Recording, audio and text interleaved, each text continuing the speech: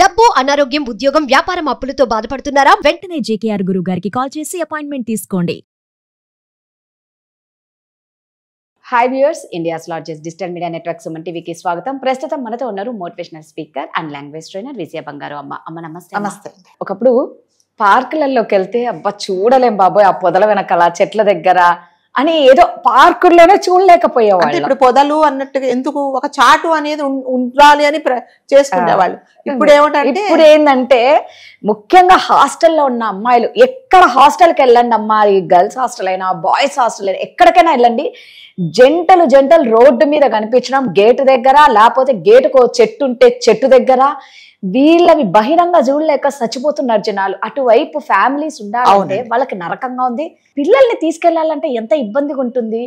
వీళ్ళకు కామం అనేది ఒక ఫ్యాషన్ అయిపోయిందో, లేకపోతే అది మేము ఎంత చూపిస్తే మేము అంత ఫేమ్ అవుతాం అనుకుంటున్నారో అర్థం కావట్లేదు. కానీ ఇంత దారుణంగా అక్కడ ఇప్పుడు ఆకలి అవుతుందండి, మీకు వెళ్తున్నారు, చాలా ఆకలి అవుతే ఏం చేస్తారు, మనం కార్ ఆపేసుకొని పోయి హోటల్కి వెళ్ళి 2 ఇడ్లీలు తింటాం. ఇప్పుడు అది కూడా అదే ఇప్పుడు జరిగేది అంతే. ఇంత దారుణం. ఇప్పుడు మీరు చూడలేక మీ తలకాయలు తిప్పుకోండి, మాకేం సిగ్గు లజ్జ ఏమీ లేదు. ఇది ఏమీ లేదు. ఇది వరకు ఉండేది అంటే మీరు అన్నట్టుగా ఒక శృంగారము అంటే 4 గోడల మధ్యలో ఆ ఇద్దరు వ్యక్తులకు మాత్రమే తెలిసింది మాత్రమే అది సంసారం.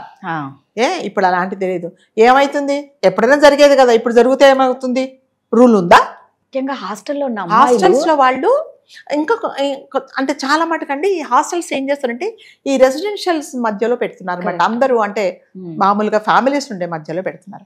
ఏమవుతుందంటే ఈ హాస్టల్స్ లో ఉండే అమ్మాయిలు ఊర్ల నుంచి వస్తారా అంటే ఒక 10th క్లాస్ వరకు, ఇంటర్మీడియట్ వరకు, లేకపోతే డిగ్రీ వరకు ఒకలాంటి అట్మాస్ఫియర్లో తల్లిదండ్రుల సంరక్షణలో ఉండాల్సిన పిల్లలు ఒక్కసారి బయటకు వచ్చిన తర్వాత ఇంకా వాళ్ళకి విచ్చలవిడిగా అయిపోతున్నారు అనమాట. అసలు ఏం చేస్తున్నారు అంటే వాళ్ళకి ఏం కంట్రోల్ ఉండదు. వాడని హాస్టల్లో వాళ్ళు ఏముందండి, నీకు వాళ్ళు ఏం మాట్లాడుతున్నారు, ఏంటమ్మా అంటే నీకెందుకు, నీకు కరెక్ట్గా నెల జీతం ఇస్తున్నానా లేదా, నా పేమెంట్ చేస్తున్నా లేదా, నీకెందుకు ఇలాంటి విషయాలని మాట్లాడుతున్నారు అనమాట. అంటే విచ్చలవిడితనం, ఏమి చేసినా కూడా అదుపు ఆజ్ఞ, ఇది తప్పు అనేది ఏమీ లేదు. ఇంకో దరిద్రానికి ఆ లేడీస్ హాస్టల్ ఎదురుగుండా మళ్ళీ బాయ్స్ హాస్టల్ ఉంటుంది. బాయ్స్ హాస్టల్ రాత్రుల పూట చూస్తే నేను కొన్ని ప్లేసెస్ లో విన్నానండి, ఇంకా రోడ్డు మీద అంతా వాళ్ళే, రోడ్డు మీద. ఇది వరకు మీరు అన్నట్టుగా ఏదో చాటో మాటో ఏదో ఇప్పుడు ఏం లేదు. ఒక కార్ కనిపించిందంటే కార్ వెనకుంటారు, లైట్స్ వేసుకుంటారు. ఇది మీ కర్మానికి నువ్వు చూడకపోతే నువ్వు పక్కకి వెళ్ళిపో, మాకేంటి. ఇప్పుడు నాకు ఆకలి అవుతుందండి, నేను ఇడ్లీ తింటున్నా, దోశ తింటున్నా, అట్లాగే మేము ఈ పని చేస్తున్నాం అంటున్నారు. కడుపు నింపుకోవడం అనేది ఎవడైనా జాలి చూపించి నీకు 10 మంది పెడతారు. అవును. బట్ ఈ కామమాకలి అనేది ఎంత దరిద్రంగా ఉంటుంది. అందుకని వాళ్ళే తీర్చుకుంటారు, ఎవరు బెటర్ కదా. చూడనే కన్నా ఎంత ముఖ్యంగా మీరు అన్నట్టు ఏంటంటే రెసిడెన్షియల్ ఏరియా కూకట్పల్లి చూడండి, దిల్సుఖ్ నగర్ చూడండి, అమీర్పేట్ ఇక్కడ ఏ ఏరియాలో చూడండి జంటలు కుప్పలుగా దొరుకుతారు. ఇక పెళ్లిళ్ళు మాకొద్దు అంటారే తప్ప మిగతావన్నీ చేసేస్తున్నారు. ఎందుకు ఇక పెళ్లి ఎందుకు ఇక అవసరం లేదు కదా. పెళ్లి ఉంటే బాధ్యతలు ఉంటాయి కదండి. ఇలాంటి వాటికి ఏముంది, రేపొద్దు నీకు నచ్చకున్నా నాకు నచ్చకపోయినా నువ్వెవరో నాకు తెలియదు, నేను ఎవరో నీకు తెలియదు, అయిపోయింది. పెళ్లి అనేది ఎప్పుడు ఉందంటే ఒక బాధ్యత. ఆ బాధ్యతలు వాళ్ళకి అవసరం లేదు. సో అమ్మాయిలు అంటే నేనేం చెప్తున్నానంటే తల్లిదండ్రులు కూడా నా పిల్లల్ని నేను సిటీకి పంపించాను, ఏ హాస్టల్లో ఉంటుంది, ఎక్కడ ఉంటుంది, అసలు వాళ్ళు అసలు ఏ హాస్టల్లో ఉన్న ప్రదేశం ఎలా ఉంది, ఎటువంటి ఫ్రెండ్షిప్ ఉన్నారని ఆడవాళ్ళు కూడా తల్లిదండ్రులు చూసుకోవట్లేదు. వాళ్ళేమనుకుంటే తమ పిల్లల మీద నమ్మకం, ఇన్ని రోజులు మాతో ఉన్నారు కదా, ఇక్కడ ఎలా ఉంటారు అక్కడ కూడా అలాగ ఉంటారు అని అనుకుంటున్నారు. అలా ఉండట్లేదు. ఇంకొకటి ఏంటంటే డబ్బుకి పంపిస్తున్నారు, వీళ్ళకి డబ్బు కావాలి, వీళ్ళ లగ్జరీ లైఫ్ అనుభవించాలి అంటే అంతే కదా. అంటే రియల్గా ఎవరు నా కూతురు ఏం చేస్తుంది అనేది కూడా తల్లిదండ్రులకు తెలియదండి. ఏ తల్లిదండ్రి ఏ పిల్లలు ఏ తల్లిదండ్రికి, కొంతమంది తల్లిదండ్రులకు ఈ పిల్లలు ఏ హాస్టల్లో ఉంటున్నారో కూడా తెలియదండి, ఏ ఊర్లో ఉంటున్నారో కూడా తెలియదు. అంత విచ్చలవిడిగా వాళ్ళ ఇష్టం వచ్చినట్టుగా ఈ ఫోను అనేది ఒక భూతంలాగా తయారైపోయి ప్రతి ఒక్కరి జీవితాలు అంటే ఆ ఫోన్లో బాగుపడ్డ వాళ్ళు ఉన్నారు, ఈ ఫోన్లో చెడిపోయిన వాళ్ళు కూడా ఉన్నారండి. అంటే ఇదివరకు మనం చెప్పినట్టుగా అబ్బాయిలు క్యూలో ఉంటున్నారు, అమ్మాయిల క్యూ తగ్గిపోతున్నప్పుడు అబ్బాయిలు ఈ తగ్గిపోయే క్యూలో నుంచి తొందరగా వెళ్ళిపోవాలని చెప్పేసి వెళ్ళిపోతున్నారు అనమాట.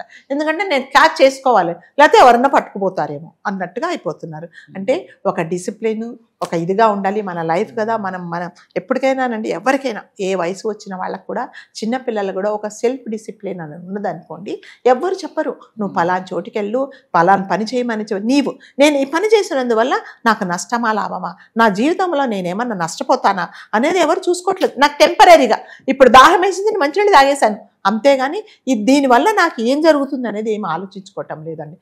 అంటే నేనేం చెప్తున్నా అంటే అమ్మాయిలు కూడా అందరినీ గుడ్డిగా నమ్మకండి. అబ్బాయిలు ఎలా ఉంటున్నారో తెలియదు, అట్లాగే అబ్బాయిలు కూడా అమ్మాయిలను నమ్మకండి. విచిత్రం ఏంటంటే ఇద్దరిని నమ్మే సిచ్యువేషన్ లో లేరు అలాగే ఉన్నారు అమ్మాయిలు. అలాగా వాడి మైండ్ లో ఏం నడుస్తుందో, ఈమె మైండ్ లో ఏం నడుస్తుందో ఏం తెలియదు. రారా అంటున్నాడు, తీసుకెళ్తున్నాడు, వాడు చంపేస్తాడో ఇంకా నలుగురికి అప్పగించుతున్నాడో కూడా తెలియటం లేదు. అమాయకులైన తల్లిదండ్రుల ఊర్లలో మీరు ఏమైపోతున్నారో తెలియకుండా, మీరు ఎక్కడున్నారో తెలియకుండా గుండెలు బాదుకొని ఏడుస్తున్నారు. రేపు పొద్దున ఏం చేస్తున్నాడు, ఫోన్ చేసుకో మీ అమ్మాయి పలానా చోట దొరికింది, చంపేశారు అన్నప్పుడు వాళ్ళ పరిస్థితి ఎలా ఉంటుందో చూడండి. అంటే ప్రతిదానికి ఒక లిమిట్ పెట్టుకోండి. అబ్బాయిలతో మాట్లాడేటప్పుడు అసలు ఏంటి, నేనేం చేస్తున్నాను, ఇతను లైఫ్ అంతా ఇతనితో ఉంటానా ఉండనా అనేది ఏమీ లేదండి, ఇష్టం వచ్చినట్టు చేస్తున్నాడు. హాస్టల్స్లో అయితే భయం అనేది ఉండదు అనమాట. భయము భక్తి అనేది ఏమి ఉండదు. వాళ్ళు అంటే వాళ్ళ ఆ కంట్రోల్ హాస్టల్స్లో నడిపించే వాళ్ళ బాధ్యత ఏంటంటే వీళ్ళు వచ్చినప్పుడు అన్నం పెట్టాలి, లేకపోతే వీళ్ళు అదేంటి వీళ్ళు సాలరీ ఇస్తున్నారా, రూమ్ రెంట్ కడుతున్నారా లేదా, ఆ రెండే వాళ్ళ కన్సర్న్. అదే కొన్ని మామూలుగా హాస్టల్స్లో, గవర్నమెంట్ హాస్టల్స్ ఒకవేళ ఒక చోట నడిపించే ప్రైవేట్ హాస్టల్స్ వాళ్ళకు ఒక రెస్పాన్సిబిలిటీ ఉంటుంది అనమాట. వీళ్ళకి అలాంటిది ఏమీ లేదు. అంటే వీళ్ళు ఏమీ కెనాట్ కంట్రోల్ అనమాట. వాళ్ళ కంట్రోల్ చేసేది వీళ్ళ చేతుల్లో ఉండదు. ఇష్టం వచ్చినట్టు తిరుగుతున్నారు, ఇష్టం వచ్చినట్టు. కానీ వీళ్ళ వల్ల అంటే ఈ హాస్టల్స్ ఎక్కువ అయిపోవడం వల్ల ఎంత ప్రాబ్లం, డ్రైనేజ్ ప్రాబ్లం అయిపోతుంది, అవును, వాటర్ ప్రాబ్లం ఫుల్ అయిపోతుంది. ఇంకొకటి అన్నిటికీ మించి పిల్లలకి ఏం చూపించాల్సి వస్తుందో అని భయం వేస్తుంది బయట అడుగు పెట్టాలంటే. కరెక్ట్. ఇప్పుడు ఒక ఫ్లాట్ అండి, ఒక ఇల్లు, ఒక ఇండిపెండెంట్ హౌస్ మీరు పడగొట్టినప్పుడు ఆ ఇండిపెండెంట్ హౌస్ సరిపడే వాటరే మీకు సప్లై అవుతుంది. అలాంటిది మీరు ఒక ఇండిపెండెంట్ హౌస్ దాన్ని మళ్ళీ రీబిల్డ్ చేస్తే ఒక 5-6 ఫ్లోర్లు కడితే మీకు ఆ మంచినీళ్ళు ఎక్కడ సరిపోతాయి? అందులో ఒక్కొక్క రూమ్ లో 4, 5 మంది. ఇంకా హాస్టల్స్ లో మీరు లోపలికి వెళ్ళారా మీరు చచ్చిపోవాలన్నమాట, అలా ఉంటాయి ఆ రూమ్లు.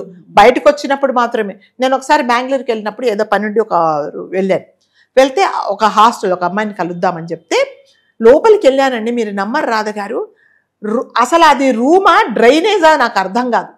ఆ అమ్మాయి పడుకొని ఎట్లా ఉందంటే రాత్రి ఏం తినిందో, ప్లేట్లన్నీ ఎండిపోయి, చుట్టుపక్కల అన్ని కవర్లు అన్నీ ఉన్నాయి. సరే నేను ఆ అమ్మాయిని అడిగింది, మరి ఎప్పుడు వెళ్తుంది అమ్మాయి ఆఫీస్కి? 10 నిమిషాలు వెళ్తుంది మేడం.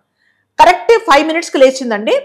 ఆ డ్రెస్ మీద డ్రెస్ వేసుకుంది, ఈ తల తీసుకెళ్ళి ఆ నల్ల కింద పెట్టేసింది, ఆ పంపు కింద పెట్టి చేసుకుంది, స్ప్రే వేసుకుంది, ఆఫీస్కి వెళ్ళి. ఇంకేం శుభ్రాలు చెప్పండి. 2 నిమిషాల్లో రెడీ అయిపోయింది. అంటే శుచి శుభ్రము ఇదన్నీ ఏం లేదు, స్ప్రే వేసుకుంటే అయిపోయింది అంతే. 2 నిమిషాలు అసలు ఎంత టిప్ టాప్గా తయారై వెళ్ళిపోయింది. అంటే హాస్టల్స్లో ఉండే వాళ్ళకి ఇవన్నీ ఏమి ఉండవండి.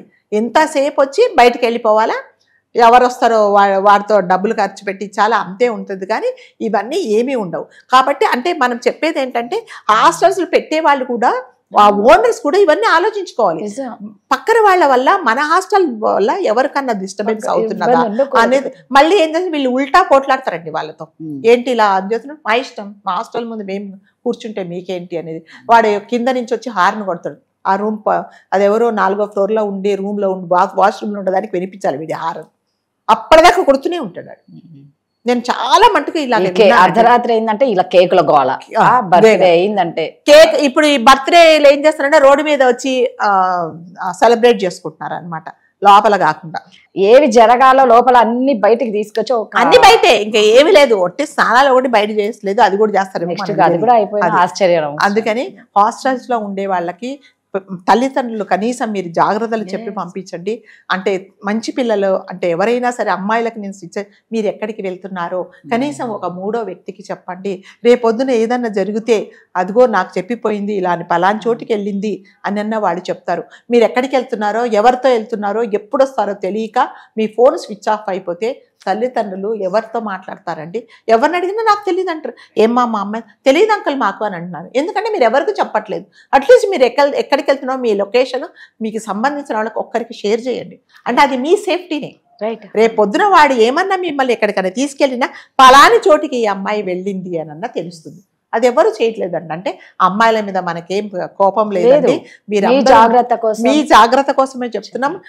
మీరు ఉండే ప్లేసు మీ కొంతమంది తల్లిదండ్రులకు మళ్ళీ చెప్తున్నా, పాపం పిల్లలు ఏం చదువుతున్నారో తెలీదు, ఏ ఉద్యోగం చేస్తున్నారో తెలీదు, ఎక్కడ ఉంటున్నారో తెలీదు. కొంతమంది ఇంకా దుర్మార్గంగా పెళ్లిళ్ళు చేసుకొని పిల్లలు కానీ కూడా తల్లిదండ్రులకు చెప్పట్లేదండి. ఇంకేం చేయాలి చెప్పండి? నిజమే.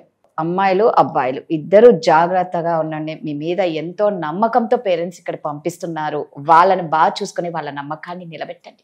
థ్యాంక్ యూ అండి.